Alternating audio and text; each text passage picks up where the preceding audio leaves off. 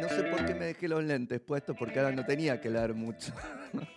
Y eso es solo para leer mucho. Vamos a ir con nuestra primera entrevista del día de hoy, que tiene que ver con uno de los estrenos de la semana, estrenos argentinos, un documental poético, un ensayo que se llama Casi todo sucede en los sueños, y ya lo veo conectado a su director Andrés Javegar. Andrés, buenas tardes. Javier Lucy acá desde el piso de Cinefilia. ¿Cómo estás? Hola, hola, buenas tardes. ¿Cómo estás, Gabriel? Todo bien. Andrés, a ver, vamos a contar un poquitito para los que todavía no tuvieron la posibilidad de ver este documental tuyo. ¿De qué va? Para que sepan un poco, se interioricen y le den más ganas todavía de verlo si es que no lo vieron. ¿Hay algo distinto a todo lo que filmaste antes? ¿Hay algo, eso del ensayo me interesa por esta cuestión también de el error, ¿no? La práctica y el error, el experimentar? Todo eso tiene el documental, en el que claramente se ciñen de alguna forma, pandemia mediante también, construir un vínculo que quede retratado, vos padre con tus hijos, ese vínculo que no quedó tan retratado de tu padre con vos, y la mezcla y la interacción que significan el cine, la memoria y el sueño. Vamos a decir eso porque, como todo documental ensayístico, poético y demás, hay un montón de cosas que pueden salir de eso. ¿Te parece por ahí? Sí, hiciste una muy buena introducción. Es cierto que este para mí es el trabajo más libre, por llamarlo de alguna manera, o yo utilizo una palabra que me gusta, que es desobediente.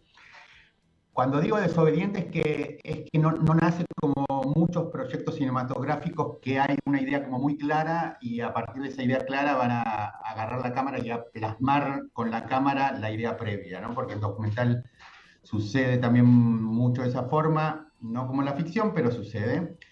Y en este caso hay una idea, hay frases, hay reflexiones en el medio de la pandemia, en el medio de la cuarentena, donde todos o muchos teníamos, la mayoría, la vida suspendida. Y lo que yo hice, como muchos de mis colegas, nos preguntábamos también qué hacer y dónde colocar la cámara en ese momento. Lo que yo hice es virarla hacia el interior, hacia mí mismo, que funcionara casi como un espejo, entre comillas, porque nunca es la cámara tan fiel como un espejo.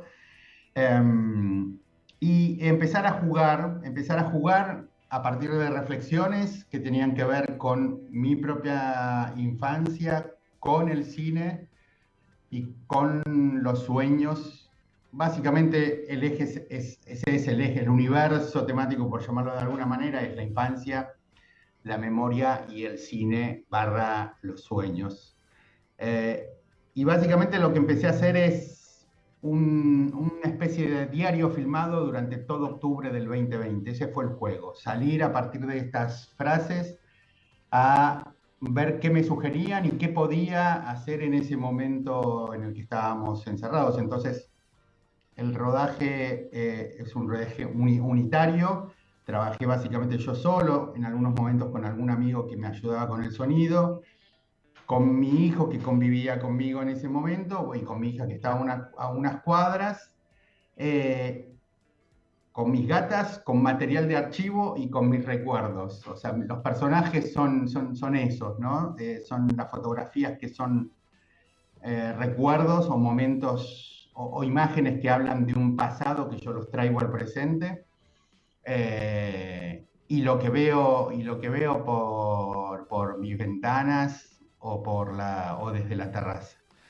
Y ese juego muy libre y muy desobediente, porque no nace con una estructura más que temporal, lo que sí me propuse es filmar en orden cronológico, que en general ni mucho los docus ni mucho las ficciones hacen eso, y es filmar y que en la peli quedara cronológicamente, que el orden del relato sea el mismo orden de la filmación. Después de eso, y con esas guías, durante el 2021 me pongo a editarlo. Y durante el 2022 me asocio con Pulpo Films, que es la productora que termina produciendo el documental, y con Lucas Escabino hacemos una nueva versión de montaje, y es la que ustedes conocen y la que estrenamos el jueves 21 En la en la Lugones. sala En Lugones la en Lugones. San Martín. A ver, porque cuando uno mira el documental, siempre es una cosa extraña que tenemos que decir que cuando se presentan también para el Inca hay un guión, y uno dice un guión de un documental, ¿cómo es eso? ¿Qué presentan y demás? Cuando uno ve, casi todo sucede en los sueños también, empieza a pensar, porque la película da se toma esos tiempos también para permitirle al espectador que mientras esté mirando, admirando, evocando, también piensa algunas cosas. Y uno piensa si qué fue previo o si hubo algo previo, si los textos que acompañan a las imágenes, si las imágenes te llevaron a esos textos, si quedaron las dos a la vez en muchos momentos, porque tengo la sensación de que claramente también es una película de montaje que se termina de hacer en la isla de edición. Sí, muy buena pregunta la tuya. Esto surge básicamente, centralmente yo venía en ese momento escribiendo, leyendo y escribiendo bastante, y reflexiones sobre la memoria, la infancia y el cine. Esos eran como los puntos de partida. Eran frases breves, pero más extensas de lo que están en la película, eran estrofas, párrafos, que tendría unos 20, 25 más o menos. Casi que quería que tener uno por día, al final fueron un poco menos. Y esos textos fueron el punto de partida cada mañana para salir como guía, pero absolutamente simbólica y libre, a filmar, ¿no? Cuando digo salir al filmar es dentro de lo que me podía mover, pero eran frases tan amplias en el sentido de cómo se construye la memoria, o dónde residen las cosas olvidadas. Eran conceptos tan amplios que dejaban un margen enorme para ir a salir a buscar imágenes. Entonces ese es el juego interesante, que los textos, parto de textos, pero que son muy conceptuales o muy reflexivos. Entonces la imagen está de alguna manera relacionada, pero muy metafóricamente. Ese es el punto de partida, y después sí hay un respeto cronológico, eh, y después es una obra de montaje, y los textos de 10 líneas quedó una línea, ¿no? Los textos sí fueron como la idea motriz base anterior, que después volaron porque quería que hablara mucho más la imagen. Exactamente, claro, porque ahí pasan esas decisiones también que tomaste en que sea un texto escrito y que no sea una voz que conduzca el relato, digamos, el relato entre comillas, lo que se viene a contar. Digo, siempre está como esa cuestión de qué pesa más o qué, si es complementario, si está sobreexplicando, ¿no? Y ese tipo de cosas que pasan con las imágenes y con las palabras. Y te digo que ese fue el mayor desafío. Al principio había más texto, y el texto fue cada vez, eran textos que me gustaba mucho, porque me gusta mucho la escritura, me gusta mucho la lectura, pero muchas veces funcionaba de una forma redundante. O sea, eso fue lo más complejo. Fue lo más complejo. Siempre pensé que no quería que hubiera un off. Me gustaba mucho la idea de que estuviera el texto, aparte de la imagen, incrustado en la imagen, como sobreimpreso. Y al principio estaba abajo como un subtitulado estándar, pero no terminaba de funcionar porque en general el subtitulado referencia mucho a la traducción oral, ¿no? Entonces ahí decidimos colocarlo en otro lugar y a su vez abreviarlo. Pero ese fue el trabajo más complejo de montaje, tanto lo temporal como cómo conjugar la palabra escrita en la pantalla, en la imagen. Hay algo también que tu documental, tu ensayo, de alguna manera también puede pensarse, creo yo, que tiene que ver con lo íntimo como político también, pero también con una posición sobre el cine, lo que significa el cine hoy, qué es lo que le está pasando al cine hoy, hacia dónde va. Digo, y todo eso a partir de vos estar retratando, de usar el Super 8, de usar el blanco y negro, de contar eso sin estar contándolo explícitamente. Hubo también una búsqueda por eso, ¿no?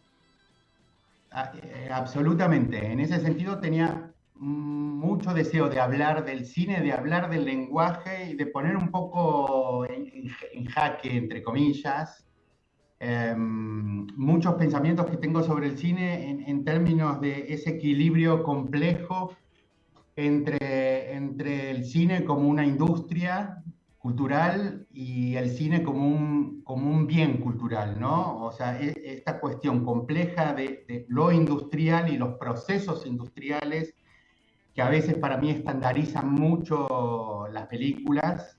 Lo industrial, en un buen sentido, produce empleo y en otro mal sentido puede estandarizar cualquier tipo de formato, ¿no? Sí, sí. Documental, ficción. Entonces había algo de ser un poco irreverente con la idea industrial en cuanto a lo estándar. Por eso la idea es empezar sin saber dónde se va a terminar. Mm, Ahí me gustaba mucho jugar con el lenguaje, justamente, ¿no? Con un lenguaje muy visual y poner un poco en jaque, bueno, ¿qué necesitamos para hacer una película? Estamos hablando también en un momento donde todo estaba puesto en jaque, pero me gustaba mucho pensar, bueno, a lo mejor necesitamos. Yo tenía una cámara, conseguí equipo de sonido, tenía algunos personajes, me tenía a mí y tenía algunas ideas. Y dije, ¿con esto se puede hacer una película de esta naturaleza? Si igual en ese momento pensé, y en ese sentido era un estímulo, si a lo mejor el mundo se termina, claro. ¿por qué tengo que hacer una enorme obra? En ese momento recordás que no sabíamos ¿Dónde íbamos a dónde íbamos terminar? a parar. Sí, Yo exacto. dije, eh, si a lo mejor no hay futuro, Mm, o sea, de alguna manera es algo tan liberador porque te claro, libera de cierta presión de exitismo y a lo sí. mejor no hay cines para mostrar esto. Entonces, con estas herramientas puedo, eso después, con el tiempo, eso fue un muy buen motor para mí. Después se fue complejizando y hoy me resulta muy interesante porque yo veo la peli y también es muy signo de ese momento, no en cuanto a casi no hay barbijos, no hay alusión coyuntural a ese momento, pero sí con respecto a cierta temporalidad o cierta interioridad, ¿no? Para mí es una peli hoy que da cuenta mucho del ánimo de ese momento, ¿no? O en ese sentido, no por ni por el virus, ni por la cantidad de contagiados, ni por las calles vacías, sino por esa otra cosa que nos estaba atravesando. Exactamente, sí, sí, que era lo que, digo, esos momentos de crisis que dicen que dan la posibilidad de hacer algo que capaz que uno en otro tiempo, más acomodado, más tranquilo, no juega con eso y bueno, estas posibilidades, por lo menos ver el vaso medio lleno, ¿no? De semejante situación. Es que absolutamente, yo veo hoy casi todo sucede en los sueños y digo, esa es una peli que no sé si hubiera hecho en otro, en otro contexto, con otras circunstancias. De hecho, hoy estoy trabajando con un proyecto muy distinto, digamos, con algunas... Sí me dejó una cuestión muy interesante y que creo que el documental como género, entre comillas, lo aborda un poco más que de la ficción, es eh, jugar con el lenguaje, explorar, arriesgarse un poco más allá del final que pueda tener, ¿no? Pero creo que a veces el cine creció tanto que a veces pierde en experimentación, ¿no? Sí, Y eso para mí fue un aprendizaje enorme con esta peli. Es decir, bueno, permitirme ir fuera de los cánones estándar y jugar con el lenguaje, ¿no? sí. Juguemos, veamos. Veamos a dónde nos lleva y qué nos hace. Y esto te hizo acercar muchísimo más. Esto fue algo que dijiste en la conferencia de prensa cuando pudimos verlo. Digo, quizás indirectamente Porque está tu padre por ahí y hay fotos y hay recuerdos y hay algo hablando, pero dijiste que sentiste que con este, quizás más indirectamente, sin que él sea el centro de la película, te acercaste muchísimo más. Sí, sí, hay algo, bueno, alguna reflexión que yo hago ahí en la peli que emparenta de una forma interesante y metafórica y simbólica quizás el cine y los sueños, ¿no? Mm, En esta película, de alguna manera, como no hay una correspondencia a lo real tan fuerte como en otros documentales, sino más de la expresión del deseo, ¿no? Entonces, como en una película uno puede traer personas, traer vínculos, recrear vínculos, sí, casi como en los sueños.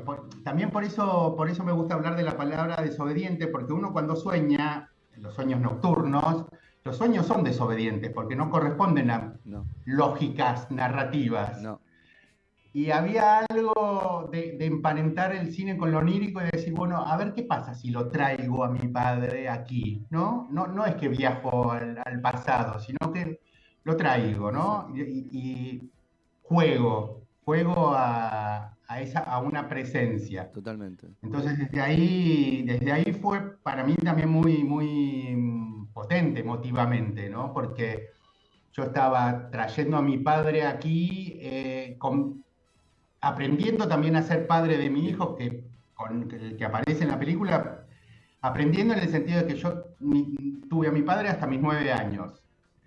Y hay algo ahí de modelo que cuando mi hijo empezó a ser más grande de lo que yo fui cuando tuve a mi padre, ujú, fue principalmente en el periodo de la adolescencia, claro, que es, bueno, cómo se es padre, cómo se ponen límites, y yo claro, no tenía ese modelo, y hay algo muy interesante que sucedió eso en la peli, ¿no? Que yo estaba como hijo y como padre a su vez, ¿no? Y estaban esos tres roles, entre comillas, o sea, mi padre, yo como padre padre, y mi sí. hijo, jugando un poco libremente ahí, en la película y en el día a día. Claro, exactamente, la cotidianeidad.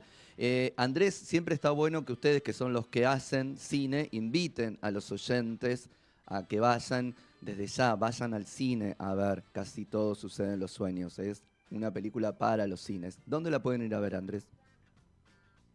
Se estrenó el día jueves, 4 funciones en principio, las que planificadas son 4 funciones, así que hoy, o sea, fue jueves, viernes, hoy sábado, mañana domingo, 6 de la tarde, en el centro cultural, no, la sala Lugones del Teatro General San Martín, ahí en la Avenida Corrientes, en la City porteña.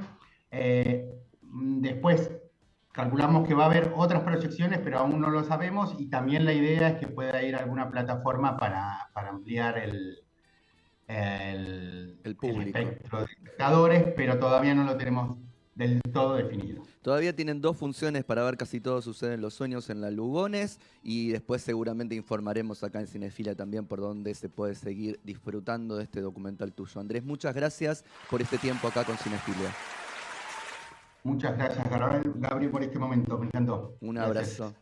Y nos vamos a ir Ah, a nuestro primer tema musical del día de hoy, que se llama Living on the Edge of the Night, el tema de Iggy Pop. Y en este caso, porque es un aniversario de 24 años que se estrenó el film que contiene esta canción, Lluvia Negra.